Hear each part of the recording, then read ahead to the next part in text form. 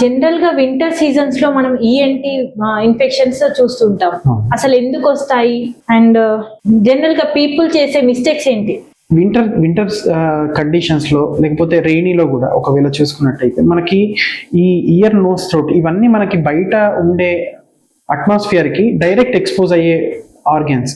అంటే ఇప్పుడు బయట గాలి మనం గాలి పీల్చుకుంటున్నాం, బయట ఉన్న ఆహార పదార్థాలు నోట్లోంచి తీసుకుంటున్నాం. సో వింటర్స్ లో ఏమైపోతుందంటే ఈ టెంపరేచర్ చేంజెస్ వల్ల మన బాడీ ఆ టెంపరేచర్ చేంజెస్ ని కాంబాట్ చేద్దామని చెప్పి ఒక డిఫెన్సివ్ మెకానిజం గా కొంచెం ఎక్కువ సిక్రీషన్స్ రావడము, ముక్కు బ్లాక్ అయిపోవడము, దానిపైన సెకండరీ బ్యాక్టీరియా వల్ల ఇన్ఫెక్షన్ రావడం, ఇవన్నీ కొంచెం వింటర్స్ లో ఎక్కువ జరుగుతుంటుంది. అందుకే చిన్నపిల్లల్ని చూసుకున్నా కూడా టెంపరేచర్స్ ఫాల్ అయిపోతున్నప్పుడు వాళ్ళు ఇయర్ పెయిన్ కంప్లైంట్ చేయడము, దాని తర్వాత ముక్కు బ్లాక్ అయిపోయిందని చెప్పడము, గొంతులో టాన్సిల్స్ వస్తున్నాయని చెప్పడము, ఇవన్నీ జరుగుతుంటాయి.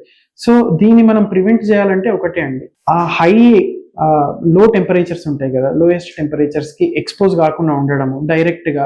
సెకండ్, ఇది ఒకవేళ మనం బయటికి వెళ్లాల్సి వచ్చినా కూడా మన బాడీ ప్రొటెక్షన్ అంటే థర్మల్స్ లాంటివి, స్వెటర్స్ లాంటివి వేసుకోవడము. దాని తర్వాత ఇన్ఫెక్షన్, ఈ అలర్జీ ఉండే ప్రోడక్ట్స్ కి, అంటే మనకి తెలుసు మనం ఈ ఫుడ్ తింటే మనకి ఎలర్జీ వస్తుందని చెప్పి, అట్లాంటప్పుడు అట్లాంటివి తినకుండా ఉండడము, పెట్స్ కి దూరంగా ఉండడము.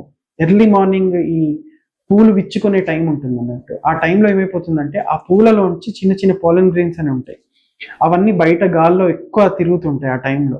సో అట్లాంటి టైంలో మనం బయటికి వెళ్ళి జాగింగ్ కానీ, వాకింగ్ కానీ అట్లాంటివి చేయకుండా ఉండడము, ఫేస్ కి మాస్క్ వేసుకోవడము, ఇట్లాంటివి చేసినప్పుడు ఖచ్చితంగా ఆ వింటర్లో వచ్చే ప్రాబ్లమ్స్ కి మనం తక్కువ చేసుకున్న వాళ్ళం అవుతాం.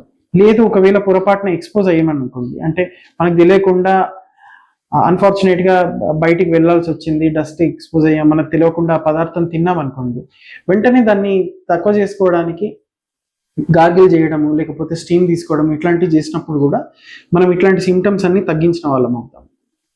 సో దీనికి ఇంకొకటి, మా ఓవర్ ద కౌంటర్ గా మనకి కొన్ని మెడిసిన్స్ కూడా దొరుకుతుంటాయి, లేకపోతే ఇమ్యూనిటీ బూస్టర్స్ అంటారు. అంటే వెల్లిపాయ, ఉల్లిగడ్డ ఇట్లాంటివి తినడము, దీంతో కూడా మనకు కొంచెం ఇమ్యూనిటీ బూస్ట్ అయిపోయి ఇట్లాంటి కండిషన్స్ కొంచెం తక్కువ అయ్యే అవకాశం ఉంటుంది.